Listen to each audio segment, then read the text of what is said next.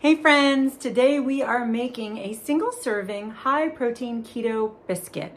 And it's made in the air fryer. You can also make it in the oven. This recipe is adapted from my 6 serving high protein fluffy keto rolls. Still full of protein, still low carb, moderate fat, and satisfying. And sometimes you just don't have time to make a larger serving batch, right, of 6. So this one really fits the bill when you come home hungry and you need something quick. This can be made in under 10 minutes and add an egg, add some bacon, or make it a sandwich, or add some smoked salmon and cream cheese. Absolutely delicious. Let me show you how to make it.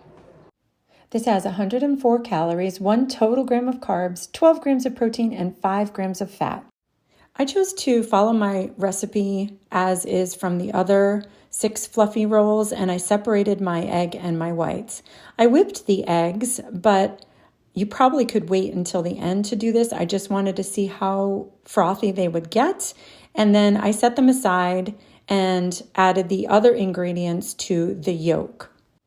The only swap that I did make from my original 6 servings is I swapped the sour cream with plain non-fat Greek yogurt and added it to the yolk mixture along with egg white protein powder, salt. You can add any seasonings you like, some baking powder.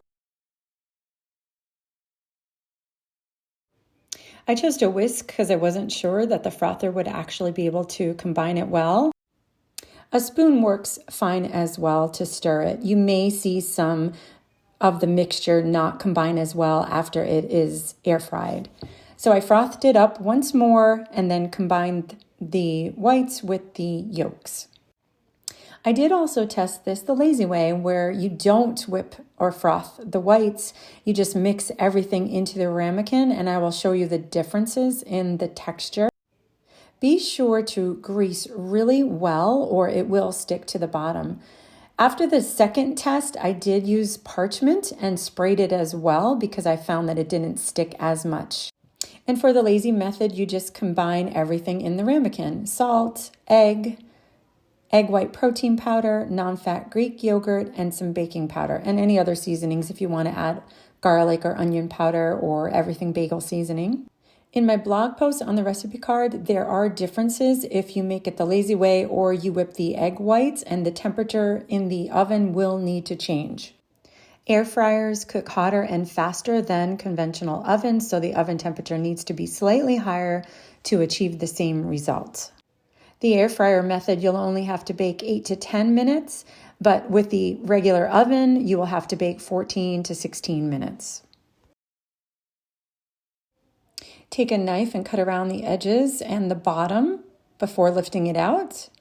And this one is the frothed whipped egg whites. You can see I didn't combine it as well, but still super soft and delicious. This is my preference, to whip the egg whites. So you can see here, I decided to try combining the yolks and the whites together, and you'll get a nice, more combined texture rather than seeing the whites. I also used the parchment paper, and I also sprayed the parchment paper.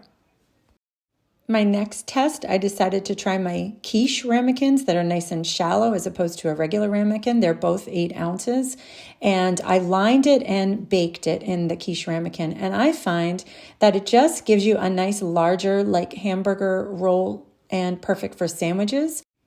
I found the texture of the whipped frothed egg whites is better than the lazy method because it's not as dense and it's nice and airy, like the texture of a soft roll with gluten. You can also see the nice airy holes in the bread. It's just absolutely delicious. I topped mine with cream cheese, smoked salmon, capers, and our pickled red onions. Perfect midlife macros.